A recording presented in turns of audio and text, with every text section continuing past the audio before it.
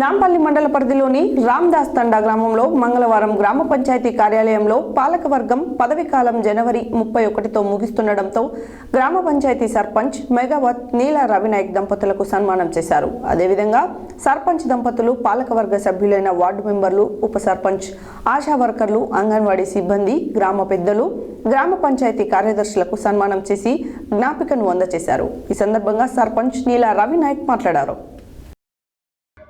నాంపల్లి మండల పరిధిలోని రామ్దాస్ తండా గ్రామంలో మంగళవారం గ్రామ పంచాయతీ కార్యాలయంలో పాలకవర్గ పదవీకాలం జనవరి 31తో ముగుస్తుండటంతో గ్రామ పంచాయతీ సర్పంచ్ మెగావత్ నీలా రవినాయక్ దంపతులకు సన్మానం చేశారు. అదేవిధంగా సర్పంచ్ దంపతుల పాలకవర్గ సభ్యుడైన వార్డు మెంబర్లు, ఉప సర్పంచ్, ఆశా వర్కర్లు, అంగన్వాడీ సిబ్బంది, గ్రామ పెద్దలు, గ్రామ పంచాయతీ కార్యదర్శకులకు సన్మానం చేసి జ్ఞాపికను అందజేశారు.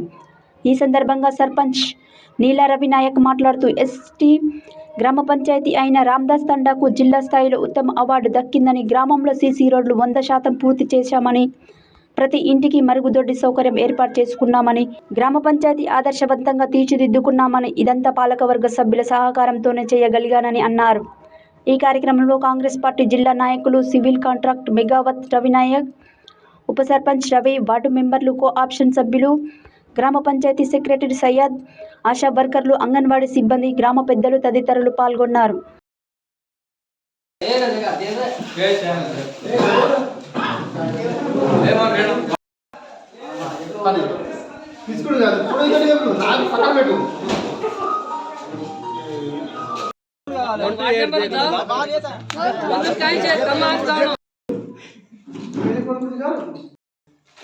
ఇప్పుడు బాగుంది.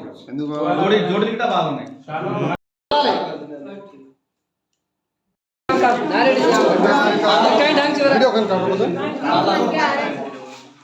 బ్యాక్ రావాలి.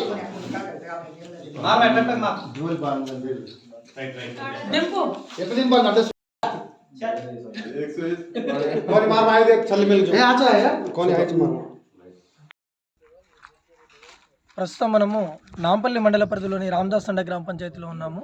ఇప్పుడు ఈ సర్పంచ్లో పదవీ కాలం పూర్తయిన సందర్భంగా ఒకసారి రామ్దాస్ తండా సర్పంచ్ నీలా రవినాయక్తో ఒకసారి మాట్లాడదాము.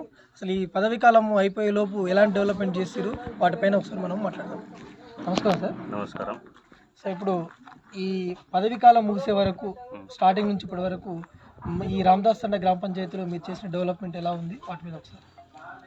నమస్కారం.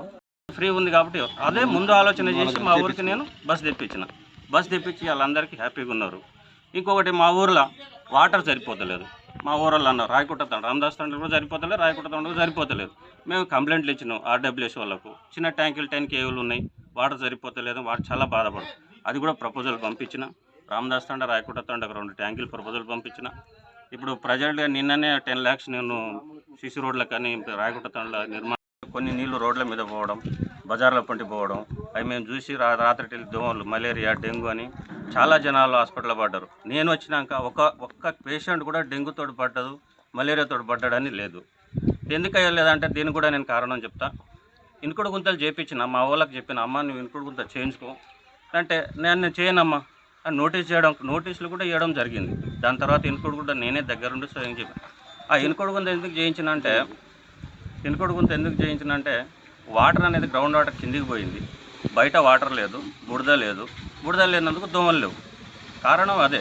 దానివల్ల ఏమైంది, మాకు డ్రైన్ కంటే ఇనుకుంటే చాలా ప్లస్ అయింది. మా ఊళ్ళంతా గ్రౌండ్ వాటర్ ఉంది, ఎక్కడైనా చెత్త చెదారం లేకుండా ఉండే. తర్వాత టాయిలెట్స్ కరోనా టైంలో నేను వచ్చిన త్వరలోనే ప్రతి ఇంటికి టాయిలెట్స్ కట్టించాను. ఆ టాయిలెట్స్ కట్టినప్పుడు మా వాళ్ళు కూడా ఉన్నారు, ఏ అవసరం లేదు గవర్నమెంట్ నుంచి కాదు, మన ఊరిని మనం మంచి నీట్గా చూసుకుంటే బాగుంటాం. ప్రతి ఒక్కటి చేయించిన ఒక 10 daysనే, కంప్లీట్ అయిన 10 daysనే కరోనా వచ్చేసింది. కరోనా వచ్చినాక మొత్తం హైదరాబాద్లో ఉంటే మా పిల్లలందరూ వచ్చి ఊరి మీద పడ్డారు.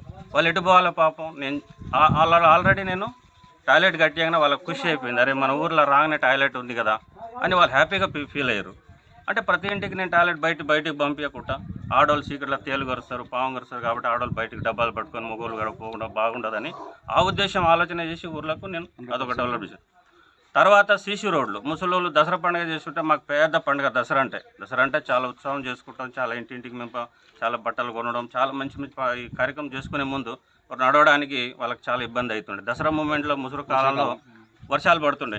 ముసలి వాళ్ళ నాన్న తమ్మి ఇదంతా ఇట్లా ఉందంటే కొద్ది రోజులు ఆగండి, మన దగ్గర గవర్నమెంట్ లేకున్నా కానీ వేరే విధంగానే ఇది చేద్దామని చెప్పి ప్రతి ఇంటిలో ఈ రోజు వరకు ప్రతి ఒక్క బజార్కు దేవులాడి కూడా నేను సీసీ రోడ్ కంప్లీట్ చేయడం జరిగింది. 100% చేయించిన. ఆ తర్వాత ఏమైంది, మా ఊర్లో నేను ఆలోచన వచ్చింది, కర్ణాటకలో కాంగ్రెస్ గవర్నమెంట్ వచ్చేటప్పుడు ఏమన్నారంటే ఇది బస్ ఫ్రీ అని చెప్పారు లేడీస్కి. అరే లేడీస్ బస్ ఫ్రీ అనేటప్పుడు నా ఊరు నా ప్రజలకు నేను కూడా చూడాలి కదా అని నేను డిపో మేనేజర్ పోయి 3 రోజులు ఆడ కూర్చొని ఆడ ప్రతి ఒక్కగా మాట్లాడి నేను